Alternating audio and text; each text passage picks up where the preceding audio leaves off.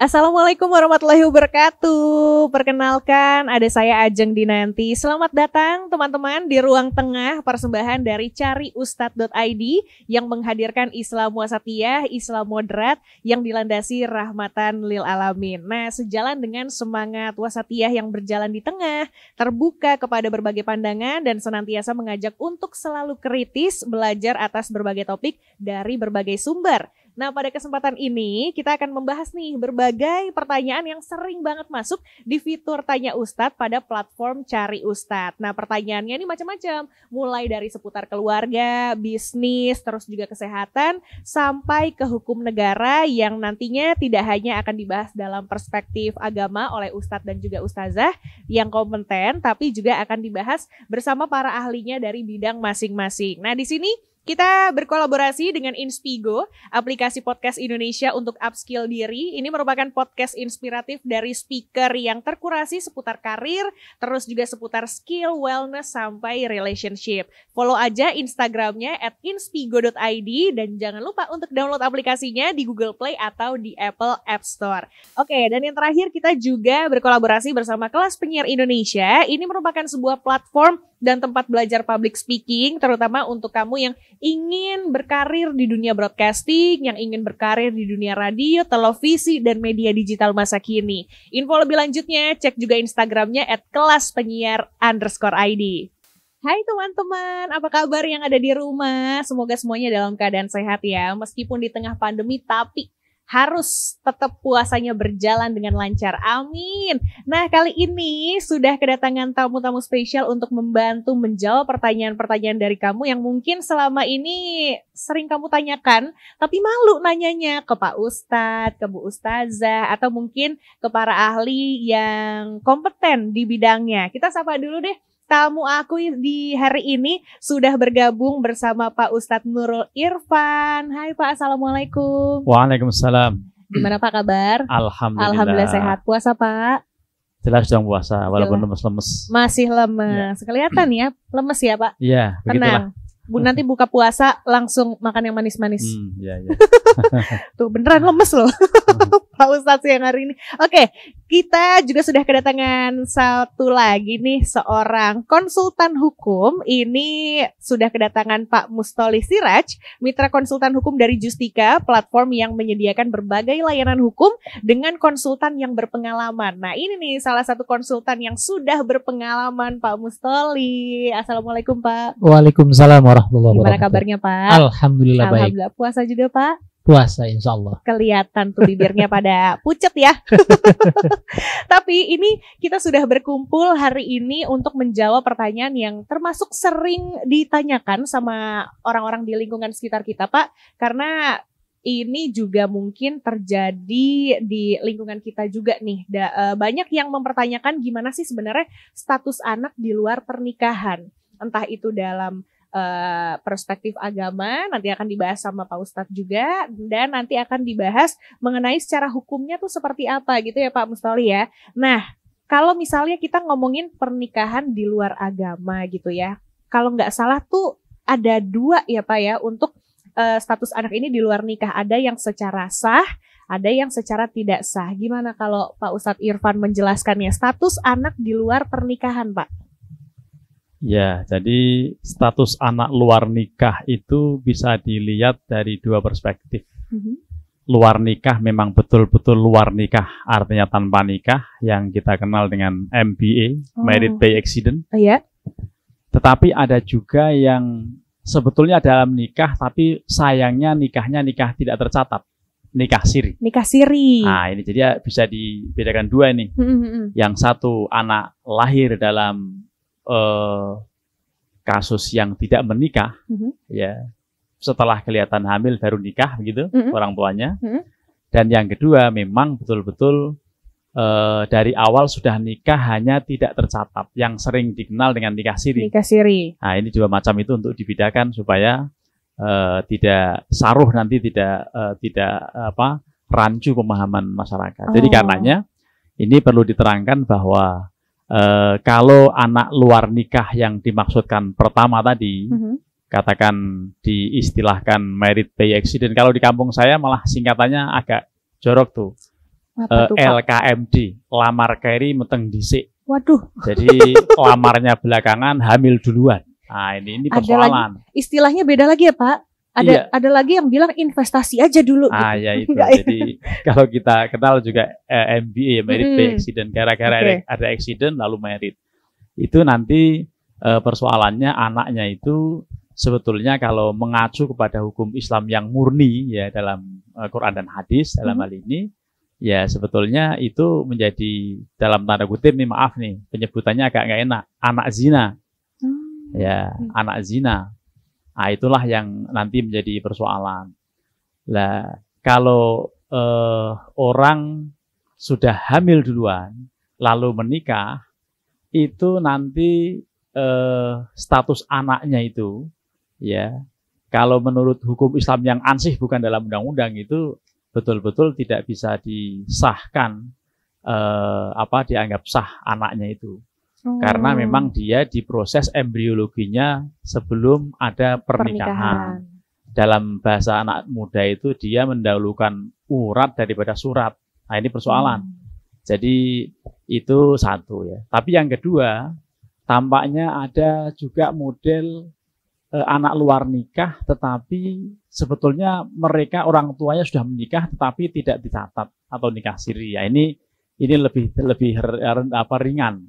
Ya, lebih ringan dari sisi pandangan hukum agama, dan nanti tampaknya ada istilah isbat nikah. Nanti kita akan diberi keterangan soal isbat nikah ini ya dari Tapi Pak, ahli. sebelum kita lanjut lebih jauh nih, mungkin diklarifikasi sebenarnya nikah siri itu sah secara agama tapi tidak tercatat secara negara gitu ya Pak ya?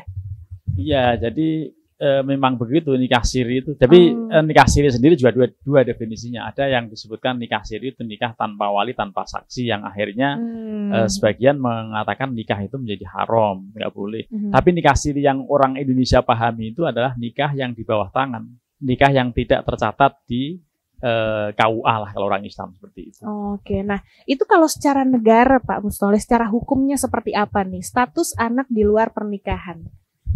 Iya. Jadi kalau kita dudukkan sebetulnya anak yang lahir dari proses apapun begitu ya, mau tadi kata Pak Kiai Irfan itu anak zina, anak di luar nikah, apalagi anak yang lahir dari belum tercatat perkawinannya, sebetulnya anak itu kan tidak berdosa begitu ya. Benar. Posisinya begitu, kita harus clear dulu. Kalaupun NBA, kalaupun tadi investasi begitu ya, itu kan yang salah bapak ibunya begitu ya. Anak yang lahir itu kan tidak bisa memilih dia lahirnya orang tua yang mana, atau di negara mana, di kampung mana kan begitu. Itu harus clear. Yang kedua, menurut Undang-Undang Nomor 1 Tahun 74 tentang perkawinan, itu dua rangkaian, Mbak. Ayat 1-nya, pasal 2 ayat 1 bilang bahwa perkawinan itu sah menurut agama yang dianutnya. Yang kedua adalah harus tercatat.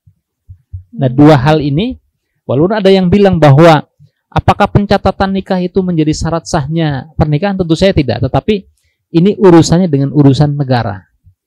Nah, terlebih anak itu kan dilindungi hak-haknya. Ya. Ada undang-undang perlindungan anak. Ya.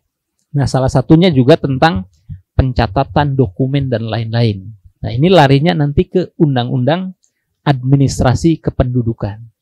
Semua warga negara Indonesia WNI tanpa kecuali dalam Undang-Undang Nomor 23 Tahun 2006 yang dirubah oleh Undang-Undang 24 Tahun 2013 tentang administrasi kependudukan atau Adminduk. Semua warga negara tanpa kecuali yang lahirnya mau NBE mau yang tercatat atau yang siri begitu, itu punya hak mendapatkan pencatatan kependudukan oleh negara. Berarti kakak, akte itu pasti dapat. Dapat, hanya kemudian karena tadi proses awalnya yang membeda tanda petik nih, dalam arti ada yang memang tadi proses NBA, ada yang tadi nikah siri, ada yang kemudian memang form lamaran semuanya mendaftar ke KUA sampai dengan nikahnya itu dicatat penghulu, dapat buku nikah. Nah, itu ada tata caranya. Bahkan negara itu juga menjamin, kan kita sering nih ada pemberitaan di media online, televisi, Misalnya ada anak yang, mohon maaf nih, Mm-mm. ditemukan di sawah Semak begitu ya, gitu. di semak-semak, Mm-mm. anak yang dibuang oleh ibu bapaknya di tempat yang tidak layak menyenangkan. sebetulnya, dan itu sebenarnya tidak boleh. Tapi ini fakta ya, Mhm. fakta itu pun mereka bisa mendapatkan bukti pencatatan sipil tadi, tentu dengan prosedur yang berbeda. Kalau tadi misalnya tidak ditemukan di tempat-tempat tadi, di semak-semak, di tong sampah, di mana-mana, ini juga masih yang tidak jelas orang tuanya, asal usulnya dari mana orang tua, bapaknya siapa, ibunya siapa. Nah, ini nanti ada peran dari dinas sosial. Oh. Kemudian ada BAP dari Pak Polisi, kemudian dicatatkan. Tapi kalau tadi misalnya yang diceritakan oleh Pak Kiai Nurul Irfan yang kawinnya NBA dan kemudian si ibunya tidak mau menyebutkan siapa bapaknya karena persoalan karena satu dan lain hal begitu, itu ada namanya si ibunya harus menandatangani surat pernyataan tanggung jawab mutlak, SPTJM namanya. Nah, itu karena pada prinsip tadi semua dilindungi oleh negara, punya hak. Makanya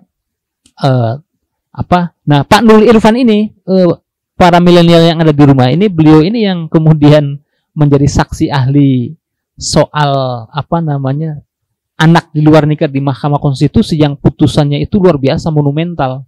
Putusan MK nomor 64 tahun 2010 yang mana ada seorang artis senior yang merasa menikah dengan pejabat zaman dulu, kemudian anaknya ternyata tidak diakui. Karena menurut undang-undang bahwa anak, pasal 43 ayat 1 bilang bahwa anak yang lahir di luar nikah dalam arti NBI tadi ya, itu hanya memiliki hubungan keperdataan hanya kepada ibunya. Gitu ya.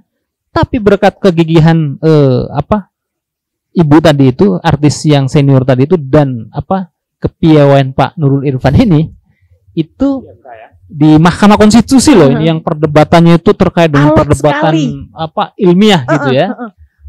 Konstitusi ini kemudian memutuskan bahwa anak yang lahir di luar pernikahan itu juga punya hubungan tidak hanya kepada ibu kandungnya tetapi juga kepada bapaknya, dengan catatan dibuktikan dengan ilmu pengetahuan, teknologi dan bukti-bukti lain. Nah, ini yang kemudian menjadi, ini gara-gara Pak Nurul Irfan ini banyak bahan menjadi skripsi, disertasi, tesis dan diskusi di mana. Salah satunya beliau yang saya kira punya andil dalam proses, tentu ya yang punya perkara kan ibu yang bersangkutan begitu ya. Tapi ini kemudian punya dampak yang luar biasa terhadap tatanan hukum di negara kita. Betul. Apalagi kalau kita sudah ngomong anak gitu ya Pak, sebuah hati siapa sih yang nggak pengen, ya kan? Cuman ya balik lagi, kita sebagai anak tuh nggak bisa memilih siapa orang tua kita. Saya juga kalau bisa milih, mau saya lahir dari orang kaya. Seandainya bisa milih, cuman kan kita nggak bisa gitu ya. Makanya ada istilah yang anak yang kurang beruntung dan lain sebagainya. Nah tapi si anak-anak yang kurang beruntung ini nih Pak, yang lahir di orang tua yang memang MBA gitu ya, married by accident. Let's say perempuan ingin menikah suatu hari nanti.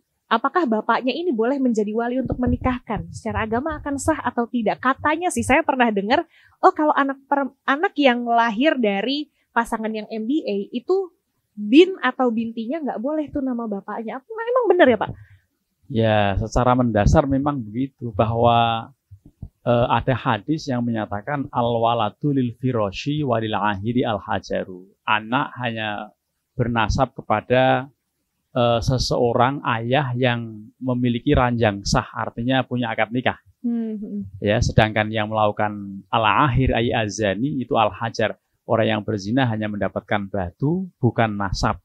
Lah itulah karena itu anak yang lahir di luar perkawinan yang di masyarakat sering dikenal dengan istilah anak zina itu sebetulnya memang tidak memiliki nasab langsung kepada bapaknya.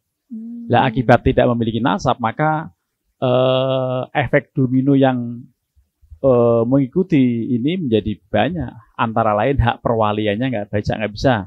Oke. Ya, khususnya hak perwalian nanti kalau dia mau menikah, ini mau nggak mau harus jujur di depan KUA, tetapi jujur empat mata, karena ini bagian dari aib kan, tidak boleh dicerita-ceritakan di halayak, di depan publik. Ngomong saja ini bapaknya, wahai Pak Penghulu, tolong datang ke rumah saya besok, Anda Bapak berkenan menikahkan anak saya, langsung. Ya, bukan taukil dari saya. Karena apa? Karena ini penghulunya bisa kaget. Ya, bisa kaget. Lu kenapa? Ya, biasa Pak, itu hasil iseng berhadiah dulu. Ya, proses awalnya itu. Lah karena itulah ini ada satu hadis yang melandasinya bahwa as-sultanu waliyuman la waliyalah. Seorang hakim, dalam hal ini kepala KUA atau penghulu, itu bisa menjadi wali bagi wanita mana saja yang nggak punya wali. Lah di antara wanita yang tidak punya wali itu adalah anak yang lahir akibat perzinaan. Nah, itulah tidak sah kalau dinikahkan oleh wali, oleh bapak biologisnya. Ya, bapak biologis menikahkan itu sah, nggak sah. Nggak sah. Ini mau nggak mau harus minta tolong hakim atau penghulu untuk menjadi wali hakim. Nah, minta tolongnya itu depan empat mata di ruang penghulu tanpa harus dipublikasi karena itu menjadi aib. Dan kalau misalnya dipublikasi melanggar satu hadis lain tentang akhlak. Man satara musliman satarahullahu yaumil qiyamah. Barang siapa yang menutup aib orang muslim, maka di hari kiamat nanti akan ditutup oleh Allah aibnya. Demikian Mbak Ajeng. Ini kalau tadi sempat dijelasin sama Pak Ustadz ya, bapak biologisnya ini harus minta tolong ke penghulunya untuk menjadi wali. Berarti kan ada willingness dari sang ayah gitu ya. Dalam tanda kutip tahu diri lah gitu. Cuman kita nggak tahu di luar sana mungkin ada ya karena malu atau mungkin aib ini hanya dia dan pasangan yang memegangnya gitu sampai akhirnya nggak apa-apa kali ya, daripada ketahuan malu sama keluarga, pada akhirnya dilakukanlah itu akad nikah. Itu hukumnya bagaimana Pak? Malu memang dalam agama mulia sampai Nabi mengatakan al-haya'u minal iman. Malu itu bagian dari iman, tapi malu yang dimaksudkan ya malu berbuat kemungkaran. Ini sudah kadung terjadi. Ya, sudah kadung terjadi. Jangan malu. Justru untuk supaya menghilangkan rasa malu itu datang ke penghulu empat mata lalu rahasia. Besok penghulunya langsung mengambil alih sebagai wali hakim tanpa ada prosesi taukil, mewakilkan. Jadi kalau yang selama ini kan penghulu juga menikahkan tapi ada taukil. Saya mewakilkan pada Pak Penghulu untuk menikahkan karena saya nggak mampu misalnya begitu.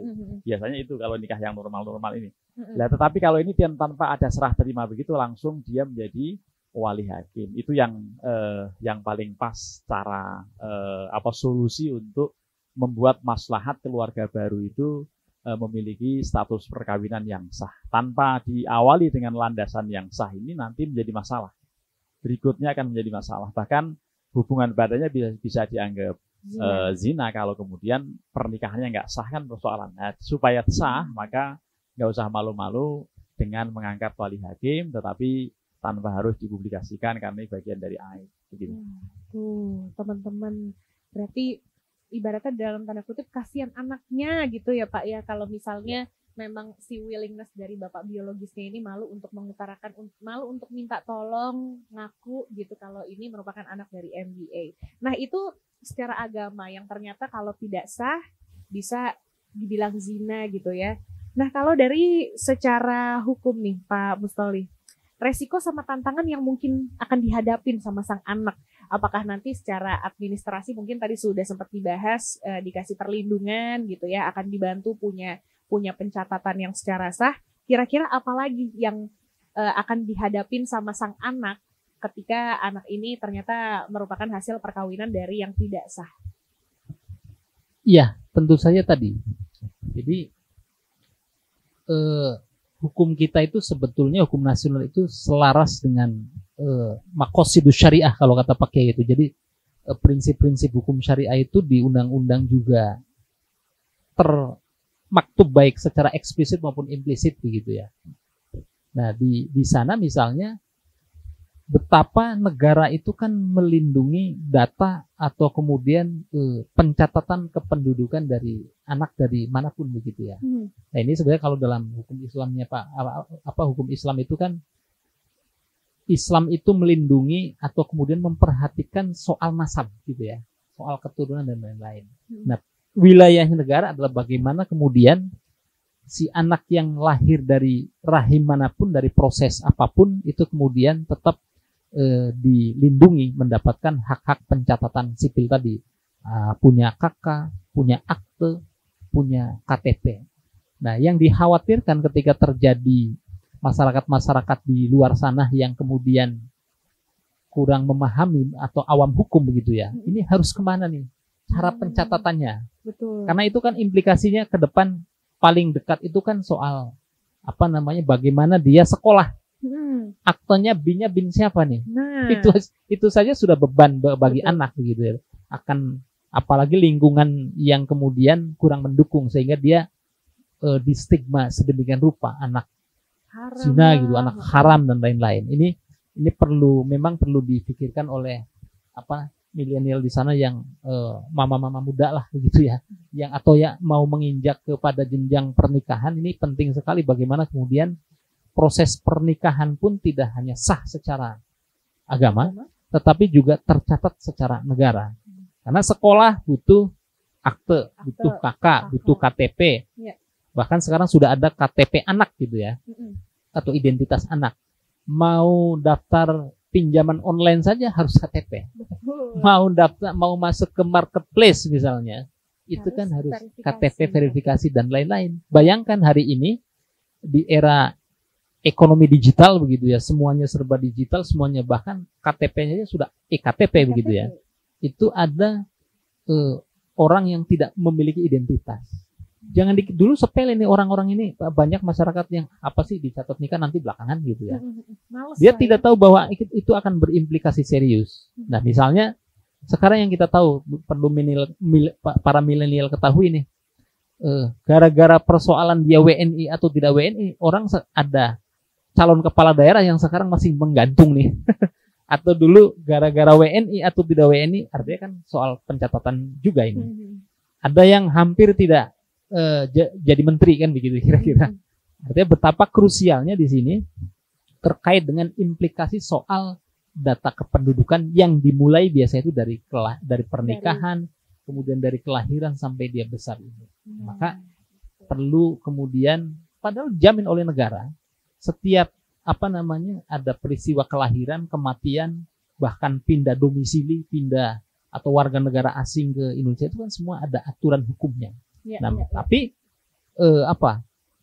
dokumen-dokumen itu kemudian harus lengkap, harus dimiliki oleh kita, termasuk tadi dari soal proses mulai pencatatan nikah dari soal perkawinan. Nah, repot memang ketika kemudian ada anak yang tidak ada bapaknya, dalam arti tadi married by accident ini menjadi perhatian kita semua supaya hal-hal yang demikian itu kemudian bisa dihindari. Dan kalaupun sudah, bagaimana kalau sudah terjadi? Ya diproses, diurus, meskipun binnya ini bin ibunya. Iya, betul. Karena ini merupakan sebuah bentuk tanggung jawab juga ya Pak. Maksudnya once hal itu terjadi gitu, anaknya lahir dalam kondisi di luar pernikahan yang sah, tanggung jawab bukan hanya sebatas ya udah deh nikah aja.